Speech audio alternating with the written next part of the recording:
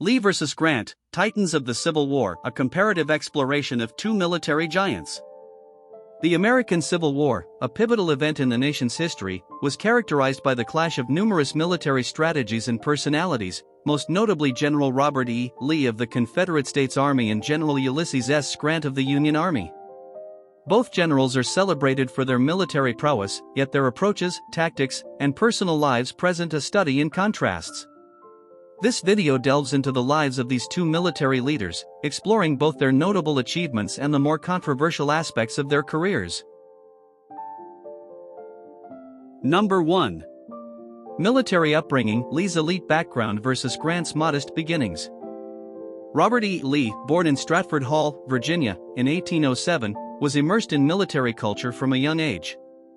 His father, a Revolutionary War hero, set a precedent of military service.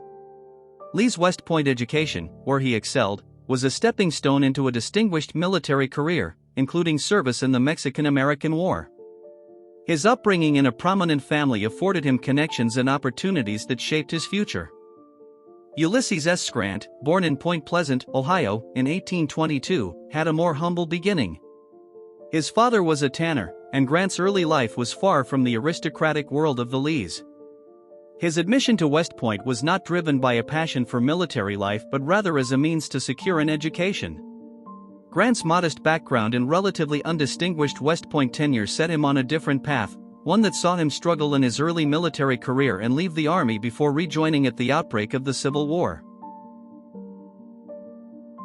Number 2. Contrasting leadership styles: Lee's aristocratic demeanor versus Grant's relatable nature. General Robert E. Lee's leadership style was greatly influenced by his upbringing and education. Known for his stoicism, dignity, and respect for tradition, Lee epitomized the Southern gentleman. His approach to leadership was methodical and calculated, often inspiring his men through his personal charisma and commitment to the Confederate cause. In contrast, Ulysses S. Grant's leadership style was pragmatic and unpretentious. His upbringing and early experiences shaped a leader who was direct and unassuming.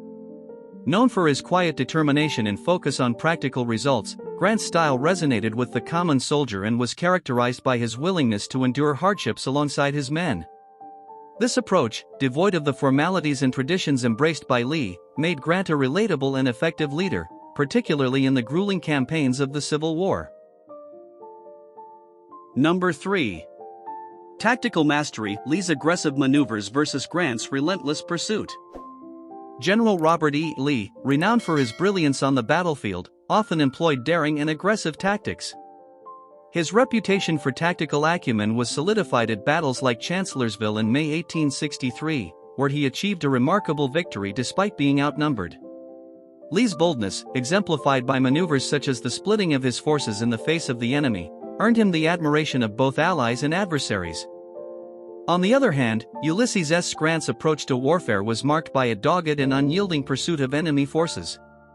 His strategic philosophy centered around applying constant pressure on Confederate armies. During the Vicksburg campaign of 1862 to 1863, Grant's persistent attacks, culminating in the siege of Vicksburg, exemplified his strategy of attrition. He believed in engaging the enemy until their capacity for warfare was completely diminished, a tactic that played a pivotal role in weakening the Confederacy. Number 4. Personal struggles: Lee's loyalty dilemma versus Grant's battle with alcoholism. Robert E. Lee's decision to join the Confederacy was a profound personal struggle. A career officer in the United States Army, Lee was deeply conflicted between his loyalty to the Union and his devotion to his home state of Virginia. When Virginia seceded in April 1861, Lee resigned from the U.S. Army, stating he could not take part in an invasion of the southern states, including his homeland. This decision defined his legacy and remains a subject of debate regarding his values and loyalties. Ulysses S. Grant's personal life was marred by his struggles with alcoholism. His battle with alcohol began early in his military career and continued intermittently throughout his life. While it never led to dismissal from service, it was a source of personal and professional challenges. Grant's drinking habits were often used by his detractors to question his capability as a leader. However, during key moments of his military and political career, including his time as the 18th President of the United States, Grant managed to overcome these struggles, demonstrating resilience in the face of personal adversity. Number 5. Postwar Lives: Lee's educational impact versus Grant's political ascent. After the Civil War, General Robert E. Lee took a significant turn in his career by dedicating himself to education. In October 1865, he accepted the position of president at Washington College in Lexington, Virginia, renamed Washington and Lee University after his death. Lee's influence at the college was profound, as he implemented programs in journalism, commerce, and law, which were innovative at the time. His tenure at the college lasted until his death in 1870 and left an indelible mark on higher education in the South. Ulysses S. Grant, on the other hand, entered the political arena after the war, culminating in his election as the 18th President of the United States in 1868. Grant's presidency, which lasted until 1877, was a period of significant civil rights advancements, including the Enforcement Acts and the 15th Amendment, which aimed to protect African American voting rights. However, his administration was also plagued by numerous scandals, such as the Whiskey Ring, which marred his reputation and overshadowed some of his achievements in office. Number 6. Controversial legacies: Lee's monument debate versus Grant's Reconstruction policies. The legacy of Robert E. Lee has become a contentious issue in recent years, particularly regarding the presence of his statues and memorials across the United States. These monuments, many erected during the Jim Crow era and the Civil Rights Movement, have become focal points in debates over racial equality and the interpretation of Civil War history.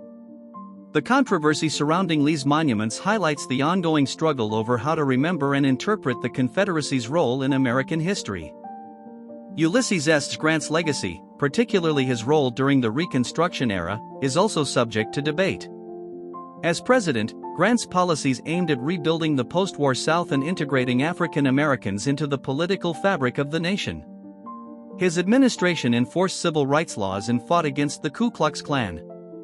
However, his efforts were met with considerable resistance and ultimately failed to bring lasting change to the South.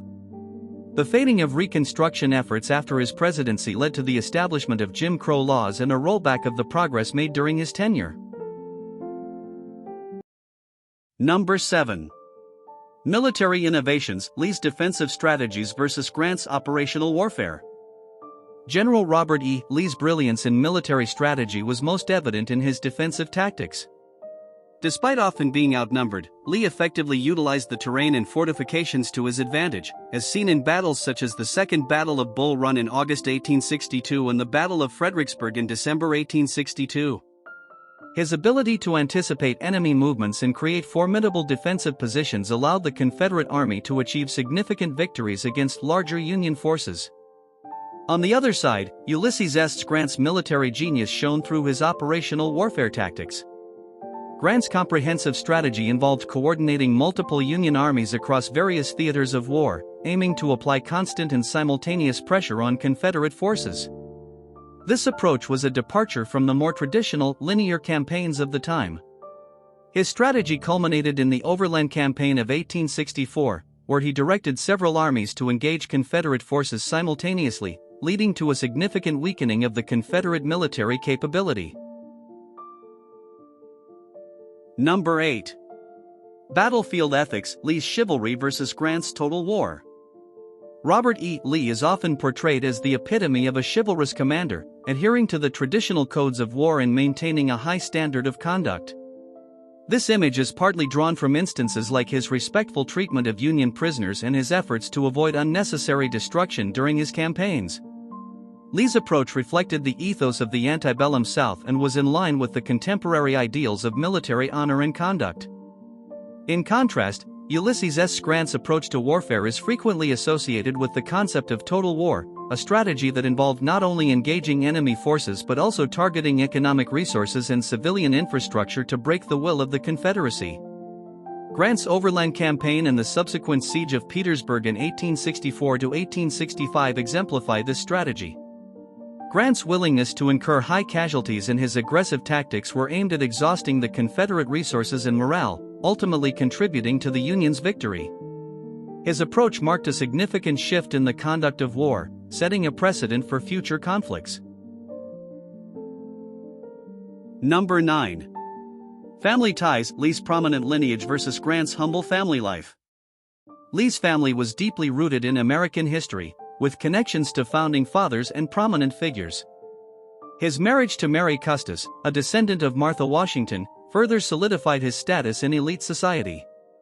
Grant's family life was comparatively modest. His marriage to Julia Dent was based on affection rather than social standing, and his family life remained relatively low-key. Number 10. Death and Memorialization, Lee's revered legacy versus Grant's tomb neglect. Lee's death in 1870 was mourned throughout the South, and he was memorialized as a symbol of the lost cause.